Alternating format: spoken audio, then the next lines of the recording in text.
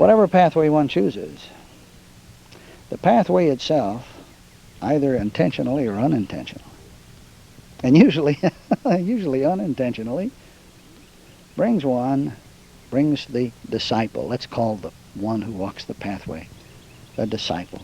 It brings one to a place where he simply gives up. Now, why does he give up? Everyone doesn't give up, but everyone who has the mystical experience gives up. And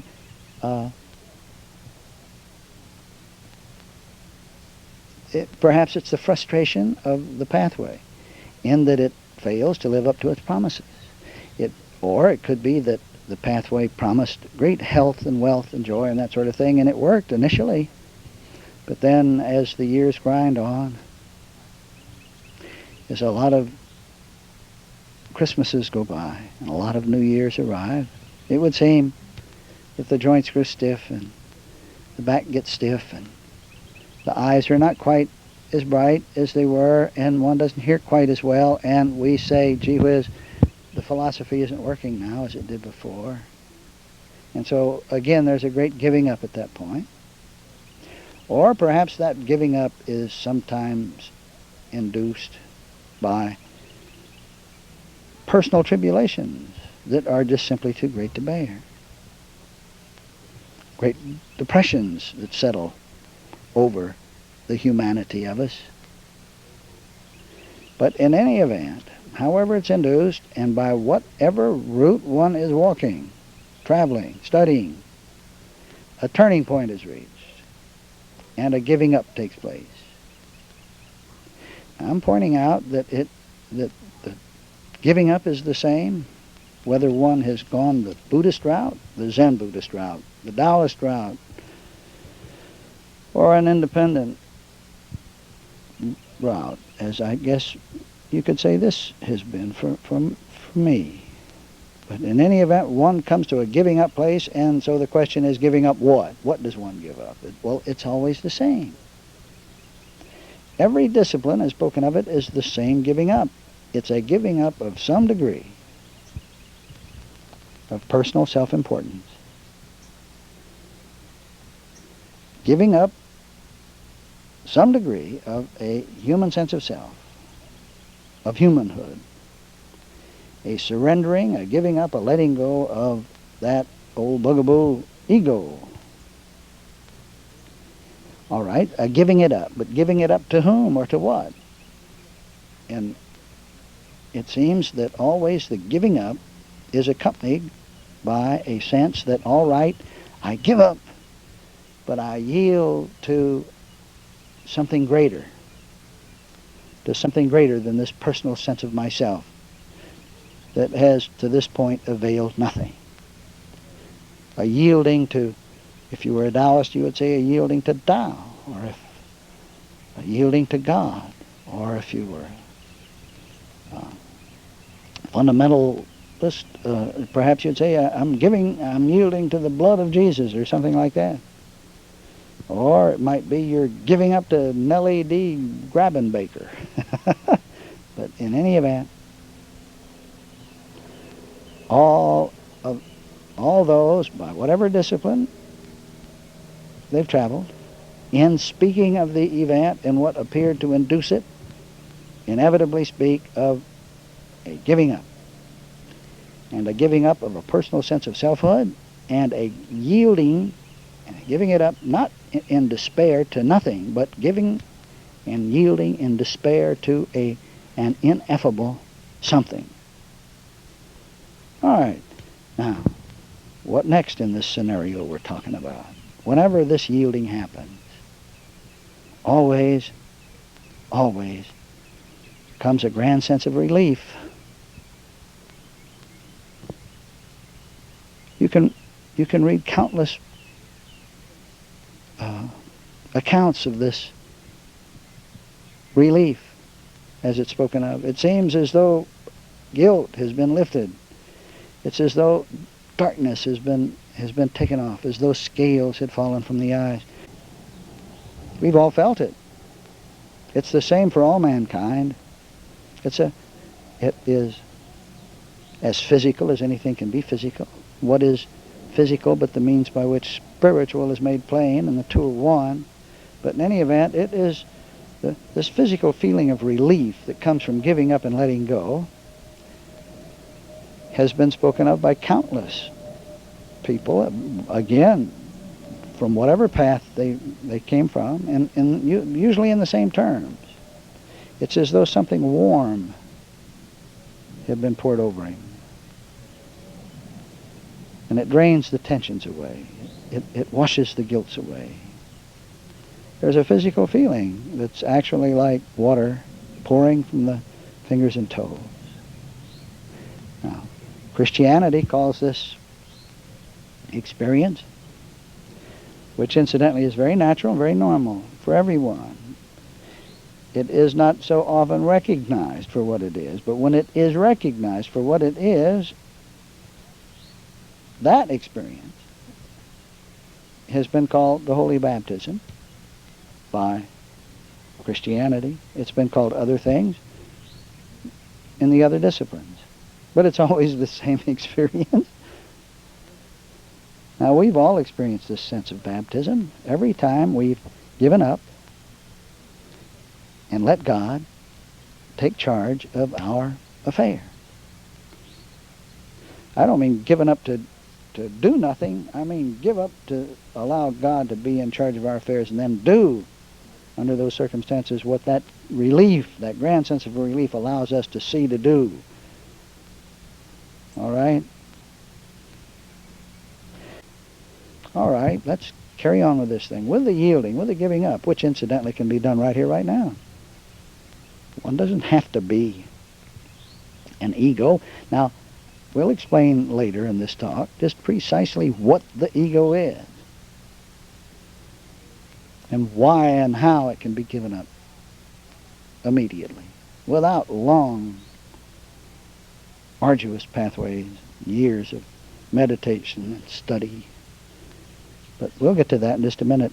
Let's continue with this feeling that comes along. It was spoken of as a sense of relief, and with it a feeling of having been washed clean, and from which comes the Holy Baptism. There's another physical feeling that very often comes with this yielding, that comes most often with an unconscious yielding. It was written of very often in the early days of each discipline, unless perhaps maybe the voodooists didn't write about it, or the independents, but those who did spoke of a grand stirring in the solar plexus, tumult in the bowels, it was spoken of, because it is so physical and sensual in nature, and because it is so often accompanied with a sense of singleness or oneness and a sense of desirelessness. It has been referred to as, in Christianity at least, as the Holy Union. It is spoken of in the Orient as the divine intercourse. Many disciples of many of the pathways still speak of it as the divine intercourse. Now, another one of the physical things that seem to accompany this giving up, this letting go, this ending one's sense of humanhood, is a feeling. Bear in mind that all of these things, while I'm naming them one by one by one by one and starting at the so-called lowest level of them and building up to what is supposed to be the highest of the spiritual attainments, can all happen simultaneously, and they are none totally separated from the other. There is a degree of all of them in each of them. And there is a sense of eachness in all of them. Well, another one comes as a sense of lightness, freshness, sort of like cool air. Cool, refreshing air. It's been hailed as the holy breath. I'm sure you've heard of that in your studies. Remember now, I'm saying these great mystical experiences, none of which can be poo-pooed, and are the experiences that are a joy to experience, to be, and that are available immediately to come as wings on the feet for all of us, are the same. Any scholar can see that they are the same by way of any discipline. Now, there is a final one that's supposed to be the grandest of them all, a sense of peace and all rightness that is accompanied with almost a disorienting light, but a feeling of timeless singleness, a feeling of oneness of everything. And always with this feeling, a knowledge that peace and all rightness are the genuine and honest fact of being. The Eastern disciplines make no bone about the last one here. This one, the last one I've mentioned, as being the most significant. It speaks of the rest of them as being somewhat lower in degree. The last one is the most significant because it allows and demands, actually, a total yielding of the yielder. It calls for the demise of the one who surrenders. It ends the one walking along the pathway. There's not even a consciousness any longer of a person or a human that is struggling to climb his way up to try to get to God's belt or something.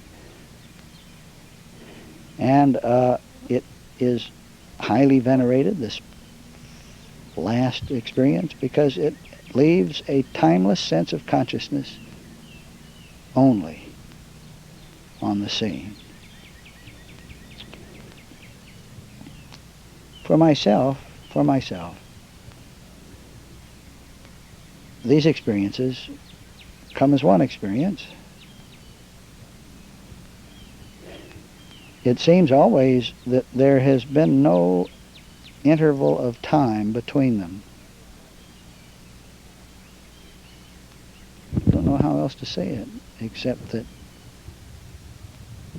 from one experience to the next, there is an absolute certainty that all of the human falderall in between